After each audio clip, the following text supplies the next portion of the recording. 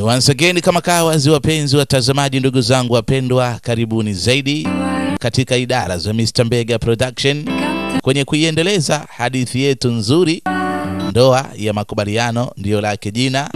Hatua ni ya 10. Karibuni sana, kwa pamoja tunakuja kama hivi pale pale tulipoishia, ili tuweze kujua kipi ambacho kinakwenda kutokezea, hata pia kujiri. Ni once again, yani kwa mara nyingine tena.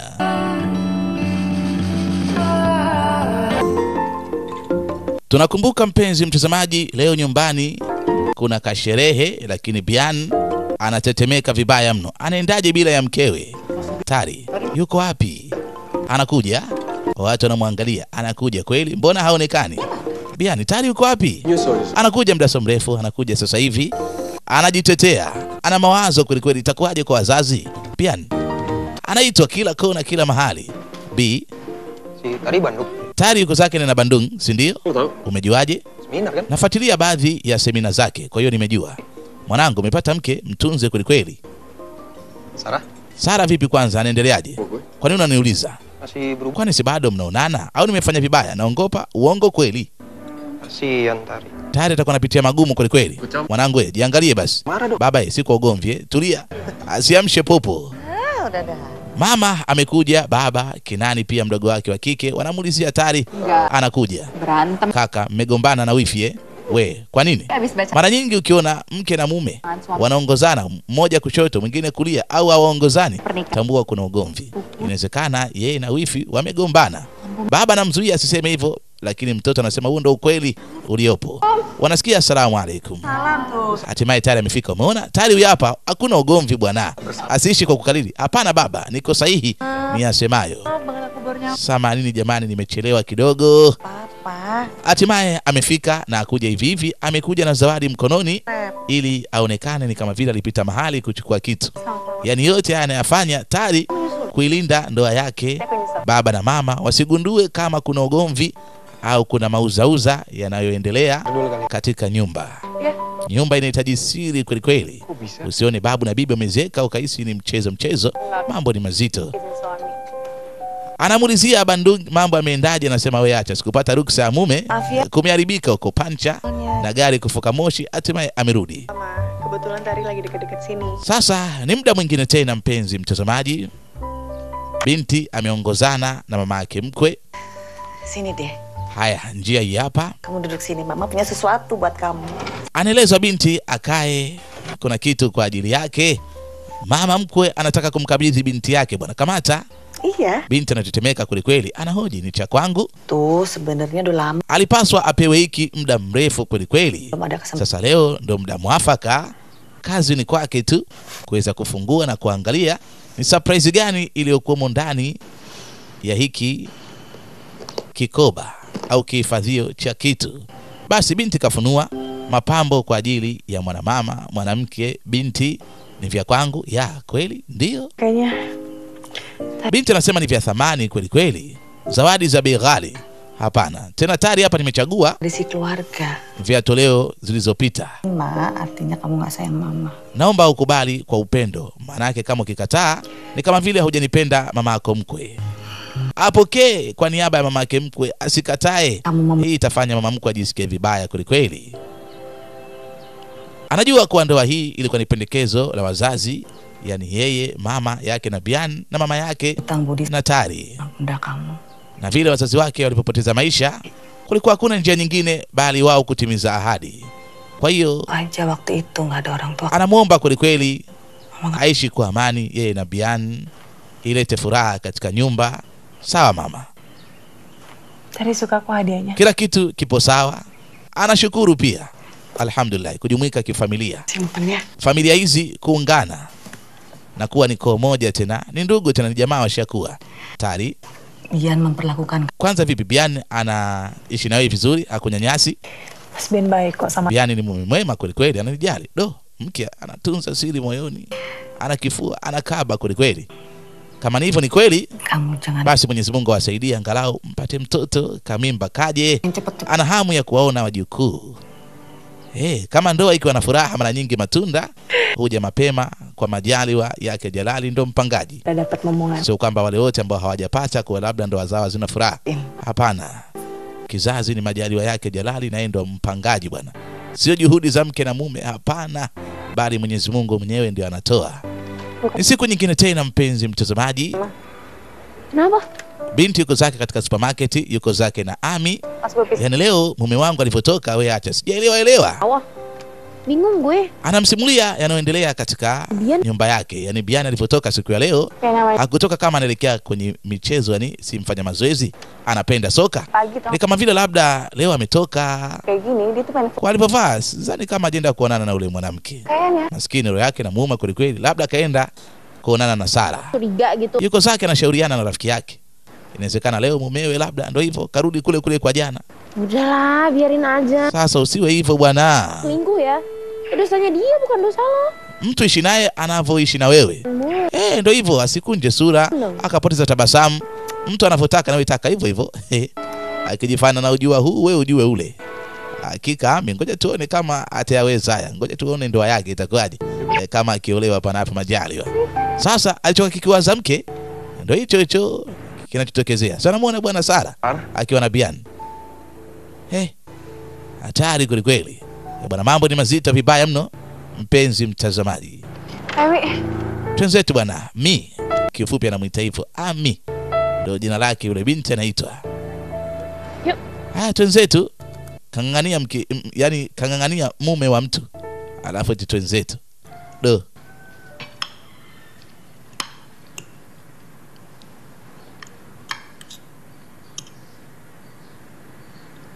Makan dulu mas sarapannya. Tafadhali kula na unywe chai yako.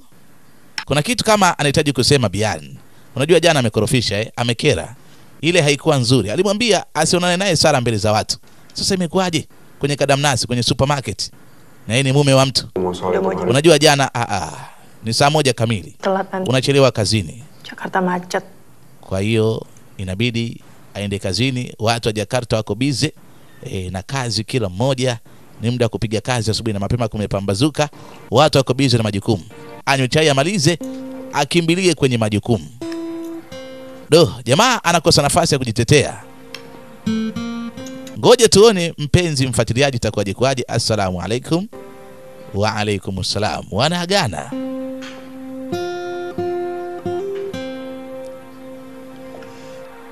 Jadi menurut saya pembangunan apartemen ini sebentar lagi akan selesai. Kabel-kabel juga. Jamaa ni engineer. Pemasangan saklar. Kama tulivyoona mpenzi mfuatiliaji, na leo hapa kuna ramani mpya ya jengo. Wanafahamishwa wafanyakazi namna gani kazi itakavyokwenda. Yeye ana check time. Ana hamu arudi nyumbani kwa haraka aweze kumaliza kitu ambacho yeye amekikosea. Bro, kaku banget. Hakupaswa kukutana na Sara kwenye kadamnasi, na hilo tayari alimuomba. Na pia alimwambia asimlete Sara pale anapoishi, kwa sababu akikutana naye kwenye kadamnasi hii haitomheshimisha binti ambaye anaitwa Tari, ni mkewe. Mume wa mtu ukionekana vichochoroni au mke wa mtu ukionekana vichochoroni, inavunjisha heshima kwa mume au inavunjisha heshima kwa mke. Kwa hiyo tahadhari za hali ya juu zinahitajika. Usiwe na kona nyingi bwana, kaa na utulie. Ushapata stara, basi stirianeni. Muda unakwenda, ni majira ya usiku. Mpaka sasa mume bado hajarejea. Anapiga simu, laini iko busy. Aidha simu imezima au bovu wa mitandao. Mtoto watu uko peke yake kwenye jumba hili na ni usiku. Wanawake kwa asilimia nyingi mioyo yao waga ina uoga. Kukaa kwenye jumba kama hili peke yake mida ya usiku kama hivi, anahisi ni dangerous. Kamu gak kenapa-napa kan? Biani, vipi tena, ulikuwepo wapi? Kulikoni, mbona unalia? Anamuuliza, mbona unalia? Tadi aku telepon kamu gak angkat. Nimekupigia sana simu haujapokea. Haziingii, muda mwingine SMS haujibu, unarudi nyumbani umechelewa. Kulikoni tena? Betri ndio hivyo ilizima chaji wakati unapiga simu, na ndio maana pia SMS ya kuziona. Sasa umekasirika kitu gani? Naogopa kweli kweli. Nimekumbuka siku ya baba na mama walivyopoteza maisha kwa ajali ya gari. Kwa hiyo nikahisi labda na wewe huko ulipo utakuwa huko sehemu salama. Sawa, mimi niko salama. Basi acha kulia Nyamaza bwana. Sawa. Tenang. Calm down tafadhali. Tulia bwana, tulia. It's okay. Amewakumbuka wazee wake na alikuwa yuko peke yake kwenye jengo hili, likamtia uoga, na pia Bian hajarudi mpaka majira haya, akazidi kuogopa zaidi. Nisamee basi kama nimechelewa. Leo kazi kidogo zilichelewa kuisha. Anamueleza kulikuwa kuna project mpya wanaishughulikia. Usilie bwana. Kumepambazuka, ni asubuhi na mapema, mpenzi mfuatiliaji na mtazamaji.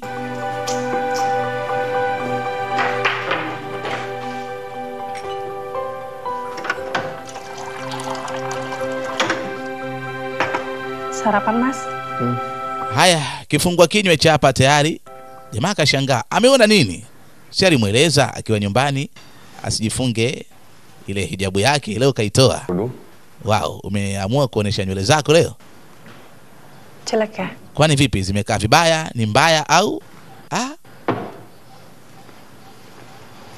Anasogea, anasema hapana, unaonekana ni mzuri na mrembo kweli hakika. Mashallah. Mtoto kweli. Na sijui kwa nini Bian ajigeuza gia angani mpaka leo amengangania tu. Kenapa? Zara, Aku mau minta hak aku. Hak apa? Kompensasi. sasa inabidi awajibike. Amekosea sharti. Sharti gani? Amevunja sheria ipi? Alimwambia asionane na Sara kwenye kadamnasi, na pia akafanya kwenye supermarket. Kwa inabidi alipe fidia. Sawa. Nimekubali kweli nimefanya kosa. Sasa unataka tufanyeje? Jumapili amtoe out. Jalan. Wewe tena? Namna hiyo. Serius? Uko serious? Ya, niko serious. Ndio fidia yake binti nataka atolewe out kama mtoto. So what? Kwani vibaya? Mwanamke kaombewa kudeka bwana kweli? Ya. Hatari kweli. Basi binti kaidiwa atatolewa out. Hiyo ndio fidia ya kuonekana na Sara kwenye supermarket. Hatimaye akamtoa. Akampeleka kwenye kutazama na kuangalia mandhari nzuri zenye kupendeza. Ni weekend, wote wako nyumbani.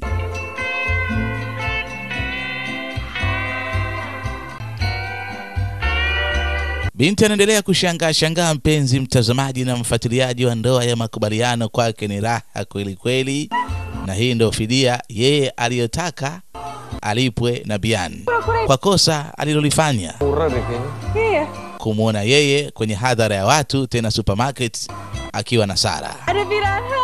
Angalia piranha bwana, huku wako wengi kweli, design ya samaki. Basi moja kwa moja akakimbilia kwenda kushangaa. Inaleta raha kweli. Haya, twende na huku. Kila mahali binti anataka tari, anazuiliwa. Anaambiwa huku asiende. Twende huku, kuna sehemu nzuri kweli. Hapana, mimi nimetaka huku. Twende huku bwana. Anamzuia mpenzi mtazamaji. Ni kwa sababu kama tunakumbuka vyema zaidi, eneo lile ndilo ambalo Bian alimpropose Sara. Basi kamleta hapa. Inavyoonyesha leo una furaha kweli. Binti anajibu ndio. Amefurahika vibaya mno. Ameenjoy vya kutosha. Boleh cerita sesuatu nggak? Kuna siri moyoni nataka nikwambie. Boleh. Sawa, endelea, niambie. Ini aku nggak pernah cerita. Japokuwa sio jambo la kudiskasiwa hivi sasa au kuzungumzwa Soal Sarah. kwa sababu siri yenyewe inamhusu Sara. Hatari kweli. Yang pertama kali kita. Anakumbuka enzi hizo, kipindi hicho walipokutana yeye na Sara wakiwa bado na wanafunzi wa chuo, yeye akisomea uinjinia na Sara akisomea biashara. Dan kita pertama kali Kwa mara ya kwanza ketemu pas lagi Sara hakunielewa kweli. Alikuwa akijaribu kunikwepa. aku nemuin dia, aku deketin dia terus. Nikajaribu kuweka ukaribu na yeye Tapi dia kwa msaada wa Aldi, basi akafanikiwa. bulan kemudian Siku zikapita, ikafika miezi 6, kejadian. tukaanza kwa wapenzi, tukaanza kudate. Mutusin. Nikataka sasa nimtambulishe kwa mama moja kwa moja, Ya masalah dimulai. na hapo ndipo matatizo yalipoanzia. Mama nggak pernah welcome Sarah. Mama hakumkaribisha Sara. Mama hakumkubali Sara wala hakumpenda Sara. Ternyata dia Ni kwa sababu mama alikuwa ashaplani mimi nimuoe binti wa rafiki yake. Dan itu kamu. na ambaye ndo wewe.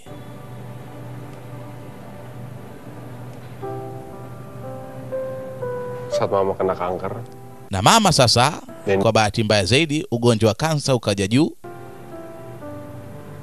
aku nggak tahu Tar. Sikujua kipi nifanye. Aku panik, Nilichanganyikiwa kweli kweli, nikapanic kehilangan na nikawa naogopa kumpoteza mama. mama. Nikawa nafikiria tu mama aweze kupona. Nawaza katika akili yangu nimfariji mama Mau permintaan kwa lolote lile ambalo atakalolitaka mimi nitafanya. Nikajikuta nimeshamwaahidi, itu ili mradi tu mimi na mama tuendelee kuwa pamoja katika haya maisha ya dunia. Anahadithiwa hadithi hii Tari. aku berjanji sama Sarah. Unajua, nilimwekea ahadi Sarah Tahun lagi. kwa mimi baada ya kuoa mwaka mmoja tu Sarah nolak. nitaacha, lakini Sarah akanikatalia, hakutaka. Aku bujuk dia Tar. Sampai akhirnya Hatimaye nikaoa dia na bado nikamtafuta Sarah kumbembeleza. Sarah terlalu berkorban banyak Tar buat aku. Sarah mwanzo hakuamini, aliendelea kukataa, Aku nggak bisa ninggalin, lakini baadaye mau nikahin dia Tar. alikubali, na hii ndo ahadi ambayo iko baina yangu mimi na baina ya Sarah. Yaani baada ya mwaka mmoja aweze kuacha. Maskini binti, machozi yanamtiririka kwa mbali. Hii inaashiria kuwa Bian bado anamtaka Sarah, na Bian ndo amezama kwenye penzi zaidi la Sarah kuliko Sarah na Bian. Manake Bian ndo kamtafuta Sarah. Hata baada ya kuoa pia Bian alikwenda kwa Sarah. Nggak apa-apa. Namna hiyo, mpenzi mtazamaji, kumbembeleza atamwacha mkewe kwa ajili ya kuwa na yeye, na ni mwaka mmoja tu anamwacha, kisha wao na Sarah wataendelea na maisha yao. Na maanisha Bian ni Tari. Ni siku nyingine tena, ameongea na rafiki yake, anamsubiria.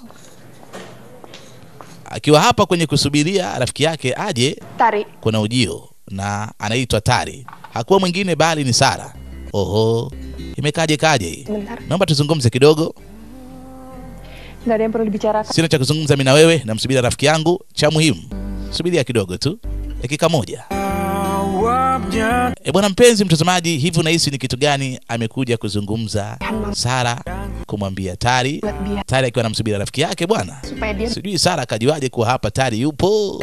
Tukutane kwenye episode ijayo tuweze kujua kipi ambacho Sarah anamweleza Tari, anamwambia Tari. Asante sana, ulikuwa na mimi, naitwa The Real Deal.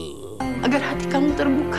Tapi sekarang aku capek. Aku berjuang sendiri sementara kamu selalu kembali sama perempuan itu. Sekeras apapun aku mencoba, kamu selalu kembali sama perempuan itu. Cinta itu pasti nyata, yang nyata itu